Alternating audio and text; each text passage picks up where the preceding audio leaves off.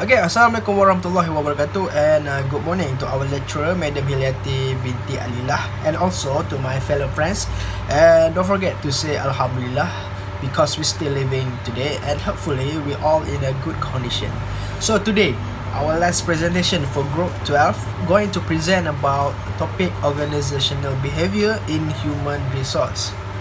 Okay, di dalam konten ini kami akan menerangkan setiap chapter, setiap bab demi bab, iaitu yang pertama adalah what is organization behavior and human resource management, approaches to organizational behavior, opening case, good look problematic employee, human resource planning, recruitment and selection, training and development, performance management, compensation and benefit, employee relation and industrial relation, organizational safety and health, international human resource, literature review, conclusion, and lastly is reference.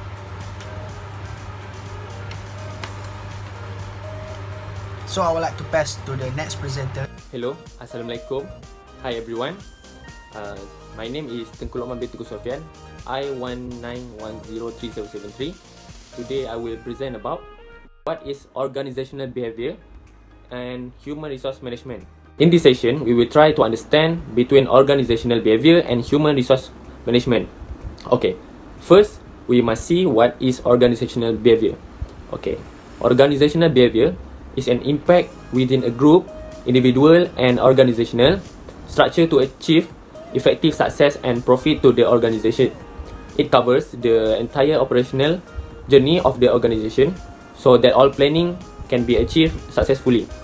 Okay, maksudnya sini organizational behavior adalah satu kesan di dalam suatu kumpulan, individu dan struktur organisasi untuk mencapai kejayaan dan keuntungan yang efektif kepada organisasi tersebut. Ia merangkumi keseluruhan perjalanan operasi organisasi supaya segala perancangan dapat dicapai dengan jayanya. Okay, basically organization is a group individuals who come together to achieve their goals, and organization employ them to achieve the organizational goals. Okey, pada dasarnya, organisasi adalah sekumpulan individu yang berkumpul untuk mencapai tujuan mereka, dan organisasi menggunakan mereka untuk mencapai matlamat organisasi. Okey. Behavior of an individual affect the group process and subsequently the organization process. Okay, simultaneously the group and organization affect individual behavior. Okay, organisasi behavior ni mempengaruhi proses kumpulan dan seterusnya proses organisasi. Pada masa yang sama, kumpulan dan organisasi turut mempengaruhi tingkah laku individu. Okay, for example, suppose Mr. Sulaiman is a skeptical person and have a negative attitude towards all his peers and superiors. Sebagai contoh, Mr. Sulaiman seorang yang mempunyai sikap yang negatif. Then he will perceive all Mr. Sulaiman, boss and peers or any necessary change made by management in totally differently. Beliau melihat perubahan yang diperlukan oleh pihak pengurusan dalam organisasi adalah berbeza. Okay, his negative and suspicious attitude will create negative group dynamic. Sikapnya yang negatif dan curiga akan menimbulkan kumpulan yang negatif. Suspicious or skeptical attitudes of one person works like a slowly poisoning, and productivity on the whole will be happen. Maksudnya sikap mencurigakan atau skeptikal seseorang akan memberikan impak yang negatif kepada segala yang berlaku. Okay, next, organization behavior is a study individual behavior in a group and organization. Organizational behavior adalah kajian mengenai tingkah laku individu dalam kumpulan dan organisasi. The term organizational behavior refers to the study of individual behavior process, interpersonal behavior and their relationship in the organization. Okay, OB ini juga merujuk kepada kajian proses tingkah laku individu, tingkah laku interpersonal dan hubungannya dalam organisasi. Okay, apa dia interpersonal behavior? Tingkah laku interpersonal ini adalah tingkah laku dan tindakan yang terdapat dalam hubungan manusia. Cara orang berkomunikasi dan semua ini dianggap sebagai tingkah laku interpersonal. Okay, tingkah laku interpersonal mungkin merangkumi komunikasi lisan dan isyarat bukan lisan seperti bahasa ataupun ekspresi wajah. Okay, organizational behavior give us an action-oriented program with the help of systematic study of behaviors of people in organization. Organizational behavior memberi kita program yang berorientasikan tindakan dengan bantuan kajian sistematik tingkah laku orang dalam organisasi. Okay. Organizational behavior also emphasize on the development of human relation skill and analyze their personality in order to investigate, understand, anticipate, improve and cope with the individual behaviours in organisation. Okay, ianya menekankan pada pengembangan kemahiran hubungan manusia dan menganalisis kepribadian untuk menyiasat, memahami, menjangka, memperbaiki dan mengatasi tingkah laku individu dalam organisasi. Okay, now let's go through about human resource management. Okay, human resource management is the term used to describe a formal system devised for the management of people within an organisation. The responsibility of human resource manager fall into three major areas. First is staffing, second is employee compensation and benefit, and third is defining or designing work.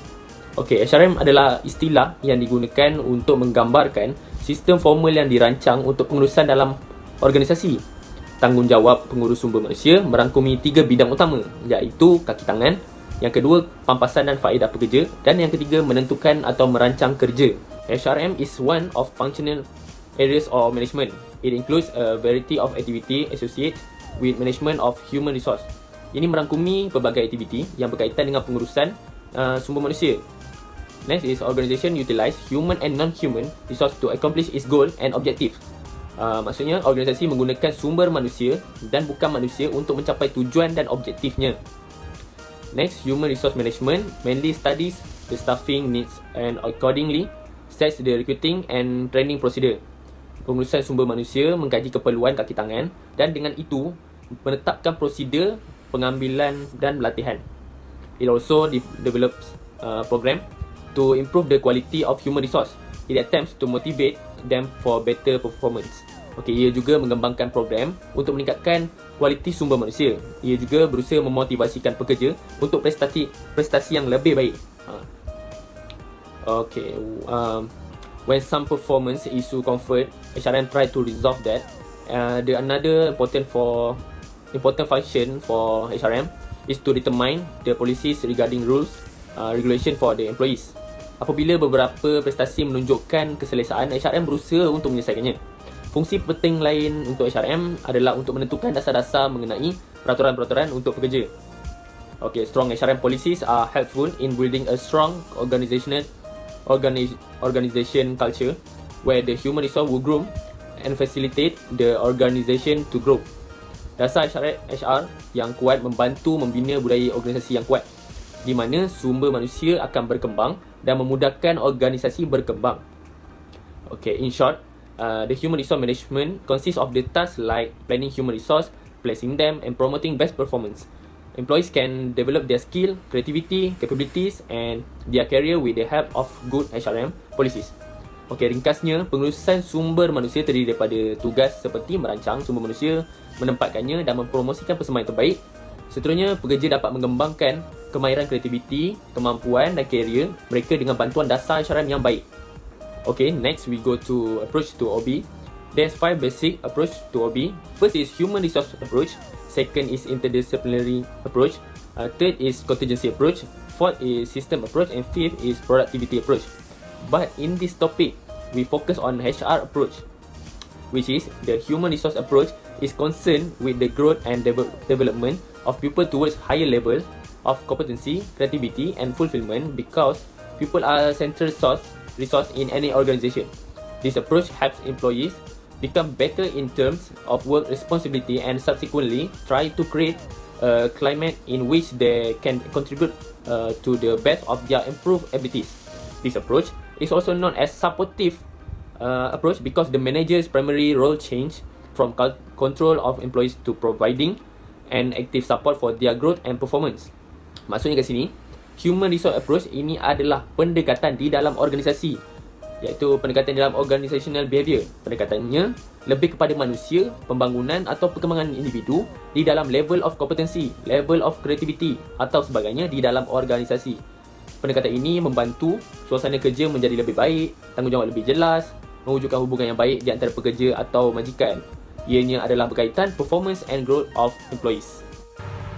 Okay, so my name is Muhammad Aiedil Putera bin Sulaiman.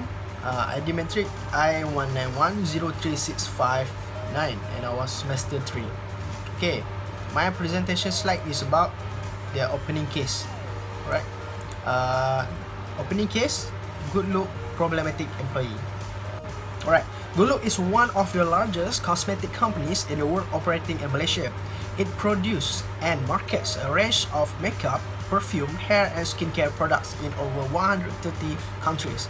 Good Look adalah salah satu syarikat kosmetik terbesar di dunia yang beroperasi di Malaysia. Ia menghasilkan dan memasarkan pelbagai produk seperti contoh produk solekan, minyak wangi, rambut dan kulit lebih daripada 130 buah negara. Good Look local operation in Malaysia is centralized and its Kuala Lumpur headquarters with 4 sales office to cover and Northern Central, Southern and Eastern regions. So, operasi tempatan Good Look di Malaysia berpusat di Ibu Pejabat di Kuala Lumpur dengan 4 pejabat penjualan untuk merangkumi seluruh wilayah tengah, selatan dan timur utara. Right. So, one supervisor, Maggie, who also held the portfolio of sales girl supervisor, always reprimanded the sales girls. So, however, the sales girl claimed that Maggie did not train them in performing their tasks and instead visit the hair salon during working hours. Most of the sales girls hired were lacking in good working attitude, and this is in turn made the task of keeping them in check a total nightmare for the sales executive, May and the manager. Seorang penyelia, Maggie, yang juga memegang portfolio penyelia jurujual wanita, selalu menegur mereka. Namun, jurujual wanita itu mendakwa bahawa Maggie tidak melatih mereka dalam menjalankan tugas mereka dan sebaliknya mengunjungi salon rambut pada waktu bekerja. Sebilangan pekerja jurujual wanita yang diambil bekerja memiliki kekurangan sikap kerja yang baik dan ini menjadikan tugas menjaga mereka menjadi mimpi buruk bagi eksekutif jualan May dan juga pengurus. They felt that Maggie did not try her level best to recruit the best and most suitable sales girl for the company, nor did she give a true job orientation and training to the sales girls and newly hired employees reporting to her. The sales girl were not being able to carry out the job effectively and satisfactorily. This in turn resulted in a lot unsatisfied customer who lodged complaint against the sales girl. Mereka merasakan bahawa Maggie tidak mencuba secara terbaik untuk merekrut jurujual wanita yang terbaik dan paling sesuai untuk syarikat itu. Dia juga tidak memberikan orientasi ataupun latihan pekerjaan yang mendalam kepada pekerja dan pekerja yang baru telah diambil telah melapor kepadanya kan jurujual wanita tersebut tidak dapat menjalankan tugas dengan berkesan dan memuaskan. Ini mengakibatkan banyak pelanggan yang tidak berpuas hati kemudian membuat aduan terhadap jurujual tersebutlah. She also aggravated the working relation between May and the sales girl by spreading malicious lies and rumors with regard to the sales girls and their performance bonus, promotion and increment which May had recommended to the manager during a confidential internal meeting.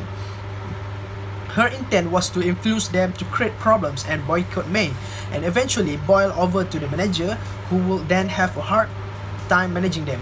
Dia juga memperburukkan hubungan kerja antara May dan juga jurujual dengan menyebarkan pembohongan dan kabar angin yang tidak baik mengenai jurujual dan prestasi, bonus, kenaikan pangkat dan kenaikan yang telah disyorkan oleh May kepada pengurus semasa mesyuarat dalaman.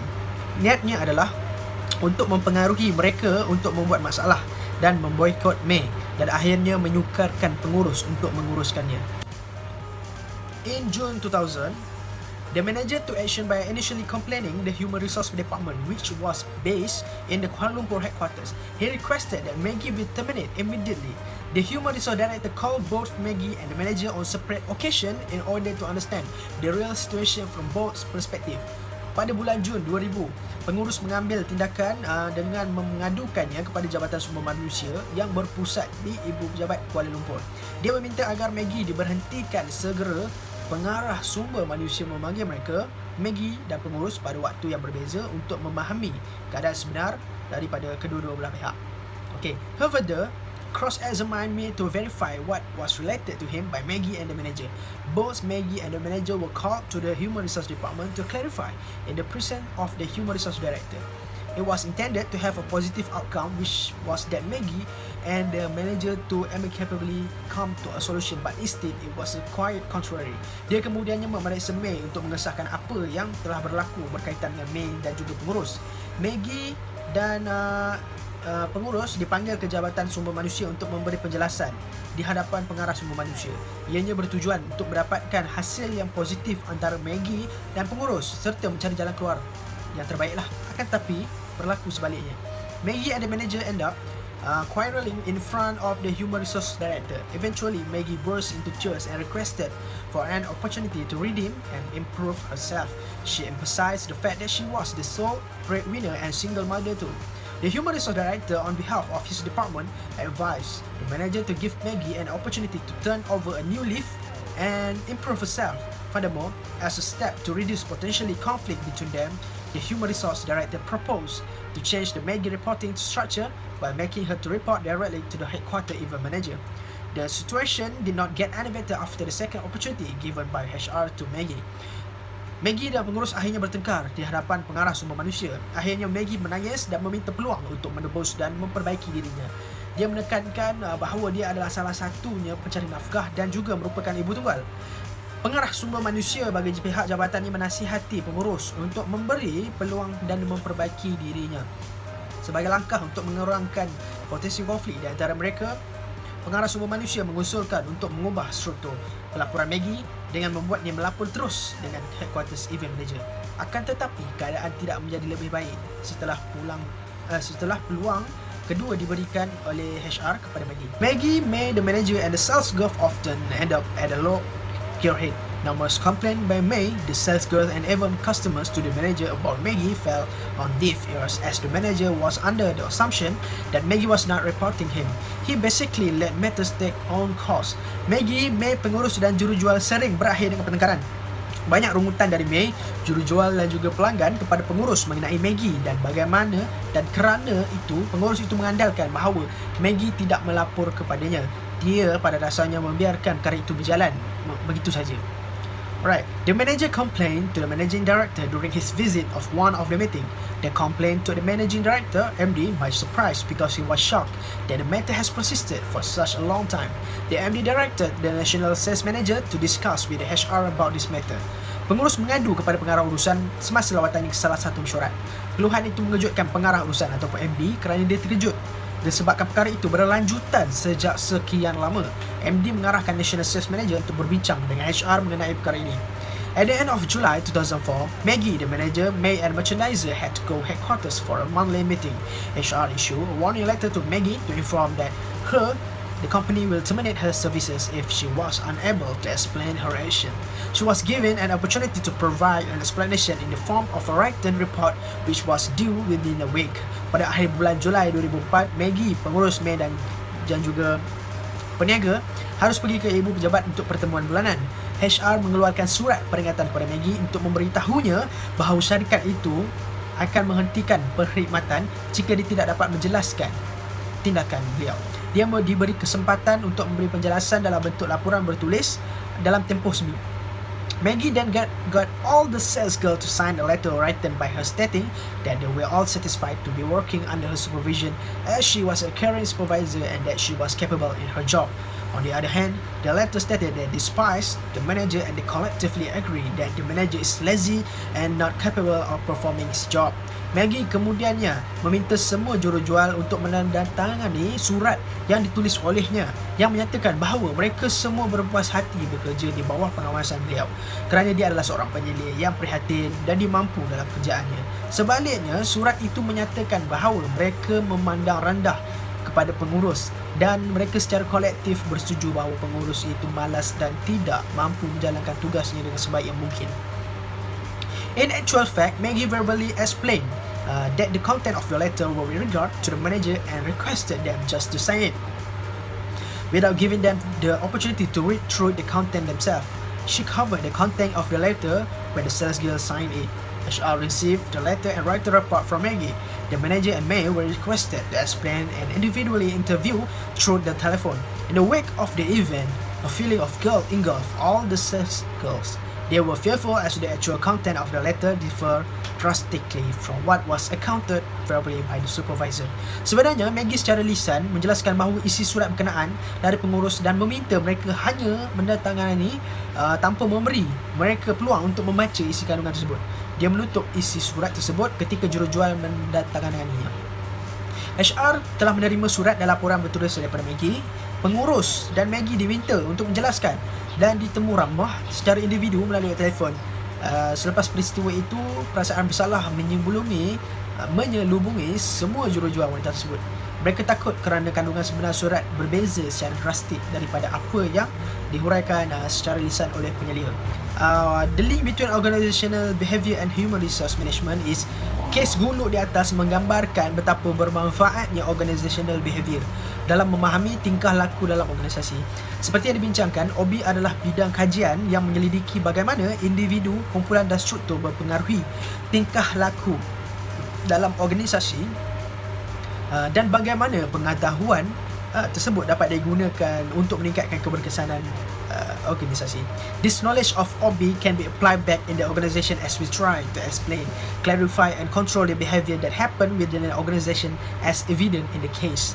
Notice the individual involved in the case, namely Maggie the supervisor, the sales girls, May sales executive, the manager, the human resource director, national sales manager and the managing director. Jadi bagaimana pengetahuan OB dapat membantu mereka? Next slide is human resource planning. How do you plan human resource from organizational behavior viewpoint? The first step in human resource management is human resource planning, or we call it HRP. In order for an organization to succeed, it needs a group of engaged and motivated employees who are willing to go the extra mile for organization. Human resource planning is a process that identifies current and future human resource need for an organization to achieve its goals. Human resource planning should serve as a link between human resource management and the overall strategic plan of an organization. Human resource planning involves the process of attracting and acquiring employees with the necessary KSA, such as knowledge, skills and ability. Untuk menjadi sebuah organisasi yang berjaya, ia memerlukan sekumpulan pekerja yang terlibat dan bermotivasi di mana mereka bersedia untuk berusaha lebih jauh untuk organisasi tersebut. Perancangan sumber manusia adalah salah satu proses untuk mengenal pasti keperluan sumber manusia semasa dan masa depan bagi sesebuah organisasi untuk mencapai matlamatnya. Perancangan sumber manusia harus berfungsi sebagai penghubung antara pengurusan sumber manusia dan juga rancangan strategi keseluruhan organisasi. Perancangan sumber manusia melibatkan proses menarik dan memperoleh pekerja dengan KSA yang diperlukan. Right. Which is an attempt to place the right employees in the right job at the right time, whereas OB focus on the behavior of individual within the organization. HRP forecast personal demand, excess supply and reconcile the two. In illustrative case, could Maggie, May or the HR manager have benefited from knowing this concept? Right. Dalam kes ilustrasi, mungkinkah Maggie, May atau HR manager mendapat manfaat daripada mengetahui konsep ini? Using decision making, HRP improve the organization's ability to create and sustain competitive advantage by looking at the internal strengths and weakness in light of changing SEPT, which is SEPT means social, environmental, political and technological. Dengan membuat keputusan, human resource planning meningkatkan kemampuan organisasi untuk mencipta dan mengekalkan kelebihan daya saing dengan melihat kekuatan dan kelemahan dalaman berdasarkan perubahan SEPT, sosial, persekitaran, politik dan juga teknologi. Therefore, OB contributes to HRP by helping managers understand the strengths and weakness within the organization with respect to finding the right employees or individual for the right job. Oleh itu, OB menyumbang kepada HRP dengan membantu pengurus memahami kekuatan dan kelemahan dalam organisasi berkenaan dengan mencari pekerja ataupun individu yang tepat untuk pekerjaan yang tepat. Dalam mencari individu yang tepat, kita perlu mempunyai pemahaman yang baik mengenai tahap analisis OB individu seperti contoh kepribadian, emosi dan tekanan, sikap dan tingkah laku serta motivasi. Bismillahirrahmanirrahim. Assalamualaikum warahmatullahi wabarakatuh. My name is SYUHADA binti MUSA. My matric number I19204062. Okay, today I will present about recruitment and selection.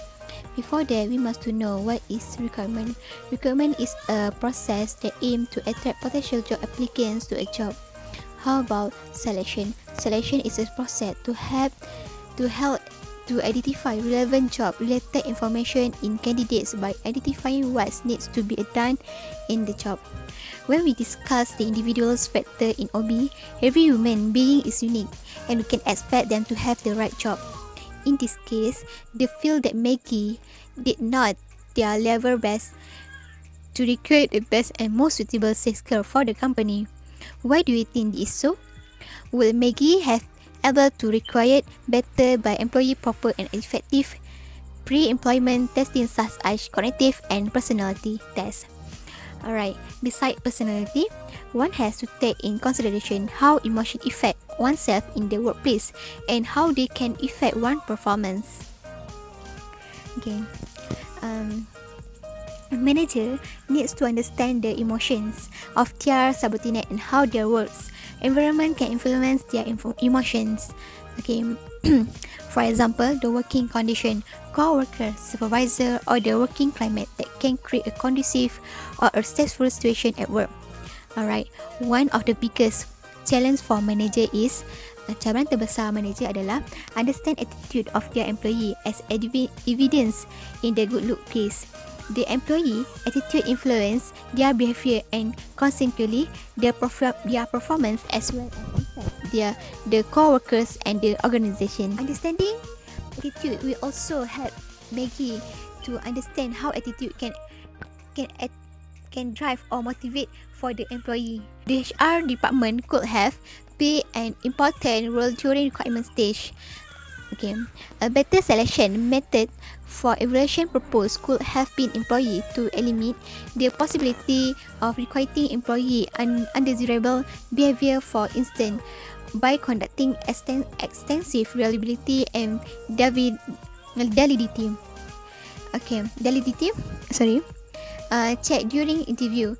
More importantly, this selection method suggests the importance of proper understanding of human attitude, behavior and personality. Maksud di sini adalah ada pemilihan bagaimana kita memilih pengurus memilih pekerja dengan baik. So kita bagaimana pengurus bagaimana pengurus mengendalikan pekerja sedia ada, bagaimana meningkatkan prestasi mereka. Okey. Seterusnya adalah training and development. Training is an attempt to improve employee performance on current job. Development is learning opportunity designed to help employee reporting to hers. Thus, the sales skills will not grow. When we talk about training and development, we often to identify who, where, how and why to train and develop. Training adalah satu usaha yang dirancang untuk meningkatkan prestasi pekerja dalam sebuah syarikat. Are there any training issue in the case above? The case argued that Maggie did not give a true job orientation and training to the sales skill and newly hired employee reporting satisfactorily, resulting in complaint by unsatisfied customer. Okay, in the Golub case, one starting point for the HR department in order to resolve the issue is to first, conduct a job analysis on the sales skills. This can help answer the question of what should be taught in a training. Several approach can be used as worker-oriented approach to identify knowledge, ability, skill or other competitions and behavior needed to or task-oriented approach describe the work activity. Alright, as a part of training need to analysis, the HR department can also conduct person analysis among the sales skill in order to find out who needs training. Cari siapa yang perlu dilakukan latihan and what specific type of by comparing their performance to expect performance standard. Some common possible type of training identified during training needs analysis include leadership, teamwork, communication, assertive training, managing culture change and managing innovation. Bagaimana kita sebagai pengurus untuk mengurus pekerja-pekerja yang di bawah kita bagi memastikan perkembangan prestasi pekerja mereka meningkat dengan majunya. Okey, sebelum macam kerja sebagai sales girls. Okey, sebelum kita sales girl peranan dia adalah promote barang. So kita sebagai manager perlu memastikan sales girl mendapatkan pengalaman ataupun tunjuk ajar yang cukup supaya ia dapat lakukan kerja dengan baik. Okey. Jadi setiap dalam organisasi kita perlulah memberi peranan untuk mendapatkan hasil yang berkualiti. Bismillahirrahmanirrahim. Assalamualaikum warahmatullahi wabarakatuh. My name is NURUL KHAIRULIMAN binti Muhammad KHAIRULIMAN. My metric number I19103815. Okay. I want to present about performance management. Okay, performance management adalah pengurusan korporat yang membantu pengurus memantau dan menilai kerja pekerja. Dan matlamat pengurusan performance adalah untuk mewujudkan lingkungan di mana orang dapat melakukan dengan sebaik mungkin untuk menghasilkan karya berkualiti tinggi dengan paling cekap dan berkesan. Secara ringkasnya, maksud performance ni adalah performance is the record of outcomes produced on a specified job function or activity during a specified time period. Maksudnya kat sini, performance ini merupakan pencapaian rekod yang mana mengeluarkan hasil daripada job yang terperinci dengan aktiviti yang dilakukan pada masa yang terperinci. Performance as a whole is equal to the sum of performance on job functions. Performance management juga adalah satu pencapaian yang meliputi tugas-tugas kerja yang kita buat. Okay, seterusnya, in terms of performance management, perhaps the good look HR department could look for performance appraisal system to be in place at good look. Maksudnya, di dalam performance management, di dalam case good look HR, di dalam case good look, human resource department sepatutnya lihat kepada performance appraisal system untuk mendapatkan pekerja yang baik di good look. Maksudnya, human resource department perlu refer pada performance appraisal untuk mendapatkan pekerja yang baik di good look. Seterusnya, the upward feedback system currently in place did not seem to achieve the objective of the evaluation, as the subordinates were indirectly forced to give good comments about the supervisor. Maksudnya, performance appraisal system ini juga merupakan feedback dari supervisor berkaitan pencapaian mereka. And the last one, in this manner, a more accurate and justifiable assessment of the supervisor could have been made. Maksudnya, dari performance management, apabila kita ada performance management, iaitu kita nilai pekerja-pekerja ni berdasarkan performance appraisal, maka dekat situ kita akan dapat membuat penilaian dengan lebih tepat dan lebih sesuai. Dengan performance management ni juga, kita akan dapat mengenal pasti mereka punya maklumat, prestasi dan juga kemahiran. Terusnya adalah compensation and benefits. Okey, compensation and benefit adalah pampasan ataupun kelebihan pada pekerja. Okey, compensation and benefit ni terbahagi kepada dua bentuk, iaitu dalam bentuk duit dan bukan dalam bentuk duit. Dalam bentuk duit ni seperti kita tahu, bonus, gaji, profit dan juga kenaikan gaji. Kalau bukan dalam bentuk duit pula adalah dalam bentuk kelebihan lain lah. Contohnya macam pergi bercuti bersama keluarga, diberi penghargaan dan kenaikan pangkat dan sebagainya. Okay, compensation plays a very important role in the OB concept of attracting, motivating and retaining human resource. Maksudnya, pampasan dan faedah adalah aspek penting dalam human resource management kerana dapat membantu tenaga kerja terus bermotivasi.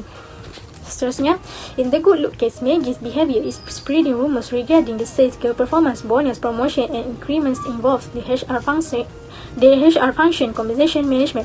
Maksudnya, seperti dalam kes good look tadi tu, Maggie telah menyebarkan kabar angin mengenai prestasi penjualan, bonus, kenaikan pangkat dan kenaikan gaji yang melibatkan fungsi compensation management.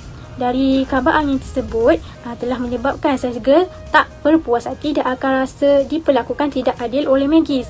Okey, dari kabar angin itu juga pengarah human resource akan menghadapi masalah besar untuk mencapai kualiti, produktiviti dan kepuasan kerja sales girl itu tadi.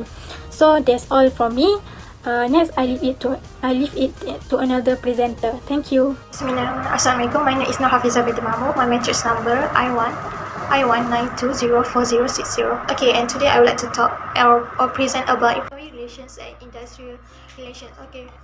Firstly, we go to first employment or human relations cover all types of interaction among employees such as cooperative efforts, interpersonal and group relationship. Okay, the purpose of employment relation is to deal with the people, the business employees and the issue arising from the employment. Okay, bekerja antara hubungan manusia merangkumi semua jenis interaksi antara pekerja seperti usaha kerjasama, hubungan interpersonal mereka dan kumpulan. Okay, tujuan hubungan kerja adalah untuk menangani masalah pekerja-pekerja mereka dan isu-isu yang timbul di dalam pekerjaan mereka. Okay, industrial relation is generally understood to refer to the relationship between employers and employee collectively. Okay, kita tahu hubungan industri umumnya difahami merujuk pada hubungan antara majikan dan para pekerja secara kolektif. Okay, tapi istilah ini tidak lagi digunakan secara meluas oleh majikan ketika ini kerana hanya sesetengah sahaja yang menggunakan hubungan industri ini sama pekerja dan majikan. Okay, apa yang kita dapat rungkaikan, the good look case presents several issues relating to the need for proper employee relations and implication to OB practice. In this case, as my friend already present about the good look case, study case. Okay, in this case, the sales executive fear losing their jobs and thus have resort to keeping quiet about the unethical conduct of the supervisor. Okay, dalam case good look ni kita nampak beberapa isu yang berkaitan dengan perlunya hubungan pekerja yang betul dan ikhlas terhadap amalan OB. Okay, dalam case good look ni, eksekutif penjualan takut kehilangan pekerjaan mereka sehingga mereka sanggup berdiam diri mengenai tingkah laku penyelia diorang yang tidak beretika. Okay, di sini kita dapat melihat walaupun mereka tahu penyelia diorang tidak beretika, tapi mereka bertindak mendiamkan diri kerana takut dipecat dan takut kehilangan pekerjaan mereka. Okay, as we can see from the case by the good look case, okay, the HR director did not take the matters seriously from the very beginning. Okay, as we can see, first of all, when the matter is first brought to the attention of HR, a thorough investigation is not carried out. Maksudnya bila first case ni dibawa kepada HR, perkara ni tidak diinvestigate oleh HR dengan sangat teliti. The HR director only interview Maggie, the manager and one sales executive, and then move on to make a rush conclusion. HR di sini hanya interview beberapa orang sahaja dan tidak membuat interview yang sangat-sangat keseluruhan, dan tiba-tiba HR mengambil keputusan yang rush to a rush conclusion, di mana di sini kita nampak HR director tidak mengambil serius masalah ini pada permulaannya kerana HR manager hanya ambil tindakan interview beberapa individu sahaja. Kerana sepatutnya HR manager menginterview menemu buas semua pekerja-pekerja yang terdapat di bawah Maggie untuk mendapatkan satu penyelesaian masalah yang baik. Okey. Berdasarkan kes yang kita dapat di sini, kita boleh mengambil beberapa tindakan untuk masalah yang berlaku. Okey, yang first ni a standard action should be immediately taken to ensure that this issue or case will stop from being evolving to more serious misconduct and to resolve the problem once and for all. Okay, tindakan tegas harus segera diambil daripada masalah ni terus berlulasa menjadi lebih buruk dan lebih serius. Okay, when we agree that the company should give a person a chance to offer a new leave, however, rather than just redirect her to report to another manager in Kuala Lumpur and drop the matter totally, the HR director should have taken stern action by issuing a warning letter to Maggie and have her placed under close supervision by local penal manager. Okay, walaupun pengarah seharusnya mengambil tindakan yang lebih tegas dengan mengeluarkan surat amaran kepada Maggie dan meletakkannya di bawah pengawasan yang ketat oleh pengurus Pulau Bina tempatan, dan sepatutnya HR manager tidak terus menghantar Maggie kepada HQ di Kuala Lumpur. Okay. Following the warning letter, most important, HR must follow up on the issue to ensure that it has been resolved. When the issue become more severe and was turned up again by the manager complaining to the managing director, the case should indeed be quite clearly investigated and the employee should be terminated if found guilty. Okay, setelah kita memberikan warning letter, HR mestilah follow up dengan isu berkenaan sama ada sudah selesai ataupun belum. Okay, sebelum isu tu menjadi satu permasalahan dan ramai customer akan komplain, dan kes itu sepatutnya dijalankan lebih cepat, menjalankan investigate, dan pekerja yang bersalah sepatutnya dibuang kerja ataupun diambil tindakan yang lebih tegas. Okay, overall HR is not efficient and quite enough to take action until the problem blow up or proportion and cause customer dissatisfaction. Okay, HR should be more responsible throughout in carrying out investigation of the case and take effective correction action. As the HR director, we need to understand how organizational action build employment relations. Regardless of which country we operate in, we must know the major laws and legal aspect of government employee relations at work. Okay, secara keseluruhannya ataupun conclusion dia, pihak HR tidak cekap dan cukup dan tidak pantas untuk mengambil tindakan sehingga masalah itu meletus dan menyebabkan rasa tidak puas hati dan rasa tidak puas hati di kalangan para pelanggan. Okey, sepatutnya HR harus lebih bertanggungjawab dan teliti dalam menjalankan penyiasatan kes dan mengambil tindakan yang betul dan berkesan. Okey, sebagai HR, kita perlu memahami bagaimana tindakan organisasi membina hubungan pekerjaan di dalam pekerjaan. Okey, tidak kira di mana negara kita beroperasi pun, kita mesti mengetahui serta aspek-aspek undang-undang dan aspek undang-undang utama dalam mengatur hubungan kerja di tempat kerja. Okey. Dan seterusnya saya akan present tentang organizational safety and health. Okey, iaitu keselamatan dan kesihatan di organisasi. Okey, maksud dia yang first ya, it is responsibility to maintain a safe and healthy workplace. The safety and health management system or safety program can help focus efforts at improving work environment, safety and accident prevention concern managers and organization. Organizational concern range from revenue and management to image management and a sense of goodwill in its employees and other stakeholders like shareholders and the society in general. Okay, adalah satu tanggungjawab untuk menjaga tempat kerja yang selamat dan sihat untuk para pekerja. Okay, kerana sistem pengurusan keselamatan dan kesihatan yang berkesan dapat membantu memfokuskan usaha para pekerja-pekerja untuk memperbaiki kerja mereka. Okay, keselamatan dan pencegahan kemalangan sangat penting di dalam sesebuah organisasi. Organisasi adalah tempat di mana pekerja harus mendapatkan tempat kerja yang selesa dan mereka yakin bahawa selamat untuk mereka bekerja. So we see for organizational behavior, it provide personality, emotion and stress, attitude and behavior at work, and lastly motivation. Meanwhile, in organizational safety and health, it provide accident-prone behaviors, employee assistance program, organizational justice, and motivation employees to practice safety. Okay, that's all from me. Thank you. Assalamualaikum warahmatullahi wabarakatuh.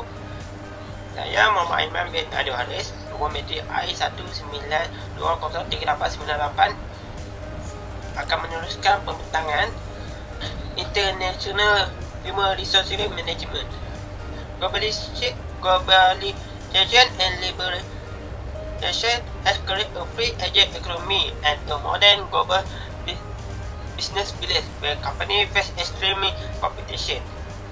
Jadi globalisasi dengan liberalization ini telah mewujudkan satu ekonomi ejen bebas dan perkampungan perniagaan global modal yang menyebabkan persaingan syarikat yang besar dalam menghasilkan sesuatu produk yang terbaik untuk digunakan oleh seluruh dunia. In the context of global organization, sustainability of the organization has become a key issue. Dalam organisasi global ni, kelestarian organisasi merupakan kunci kepada organisasi yang sempurna. To serve the global customer who has been exposed to the best product and service ability globally, organization need to have purpose exposed to international issue related to business and customer. Untuk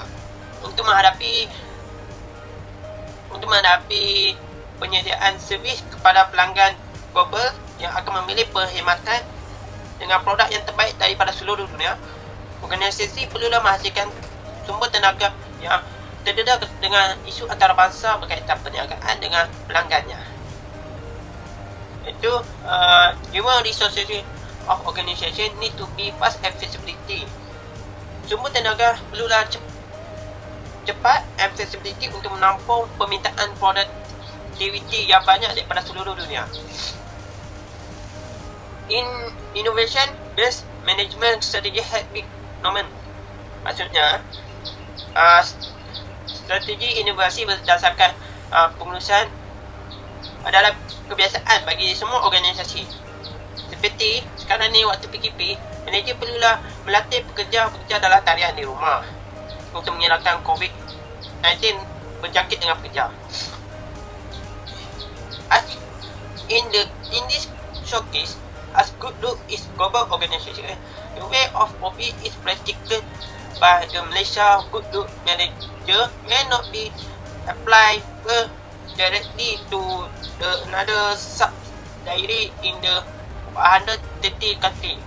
Jadi daripada showcase ni, kita dapat tahu good look ni merupakan organisasi global.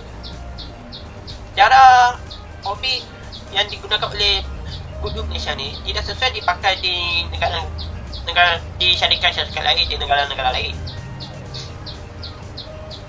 Building capability workforce for sustainable organisation need to spread set of international HRM policy and strategy. Perlulah dalam menggunakan tenaga kerja, organisasi perlulah kumpulan dan strategi SRM management yang berasingan daripada dua-dua tu. Management diversity, culture different, cross-culture communication, material team, oversee assignment and management of especially in workforce necessary separate set of OB intervention. Dalam good look ni perlulah mengukuhkan organisasi ni dengan good ni perlulah mengukuhkan good ni perlulah menghasilkan satu set intervention OB yang berasingan untuk menghadapi cabaran-cabaran seperti pengurusan perbezaan budaya, kompetisi silam budaya, pasukan pelbagai budaya dan lain-lain lagi. Jadi dalam case ini, dalam petikan yang tadi saya cakapkan, kita dapat tahu bahawa good look ni merupakan organisasi lain dan perlulah menggunakan cara lain dalam pengurusannya. Seperti dalam situasi ini, good look ni perlu menghadapi setiap cabaran-cabaran dalam menghadapi sumber tenaga. Seperti sekarang ni,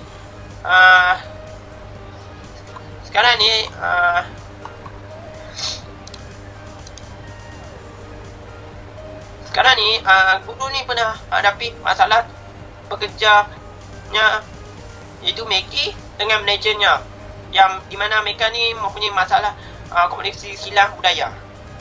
Itu saja presentation saya. Saya akan serahkan kepada presentation yang seterusnya. Okay, next is I will introduce about the literature review. So, based on Salanci and Pfeffer 1978, people are social creatures and as such are concerned with their relationship with others and influenced by what others say and do. As a result, perception, preference and attitude are at least partly endogenous. Orang merupakan makhluk sosial dan dengan itu kepentingan hubungan mereka dengan orang lain akan dipengaruhi oleh apa yang orang lain katakan dan lakukan. Hasilnya, persepsi, pilihan dan juga sikap sekurang-kurangnya menjadi sebahagian bersifat endogen ataupun kita panggil sebagai semula jadi. Scott 1995.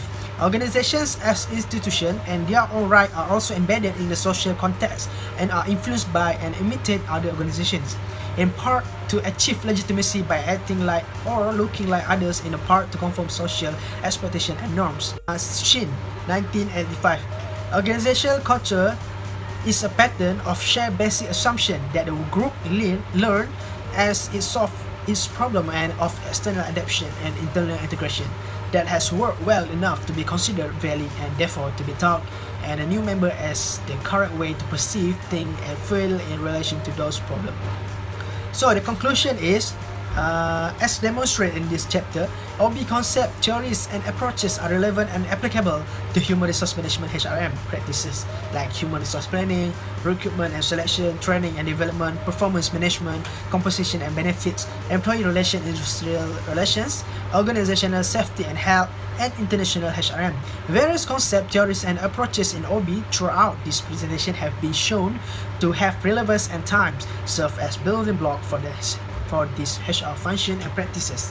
For the individual manager, the challenge is how to apply the right OB concept in one job. For the HR personnel or manager, OB has relevance in the HRM function. The challenge is how to apply OB in different settings, especially in dealing with international HRM. Seperti yang ditunjukkan di dalam bab ini ataupun di dalam presentation ini, konsep, teori dan juga pendekatan OB relevan dan boleh digunakan untuk amalan pengurusan sumber manusia seperti perancangan sumber manusia, pengambilan dan pemilihan, latihan dan pembangunan, pengurusan prestasi, pampasan dan faedah, hubungan pekerja, hubungan industri, keselamatan dan kesihatan organisasi dan antarabangsa HRM. Pelbagai konsep, teori dan pendekatan dalam OB sepanjang pembentangan ini terbukti mempunyai kaitan dan masa berfungsi sebagai asas bagi fungsi dan praktik sumber manusia ini. Bagi pengurus individu, cabarannya adalah bagaimana menerapkan konsep yang betul dalam pekerjaan seseorang. Bagi personal ataupun pengurus HR, OB mempunyai kaitan dengan HRM. Cabarannya adalah bagaimana menerapkan OB dalam keadaan yang berbeza, terutama dalam menangani HRM antarabangsa.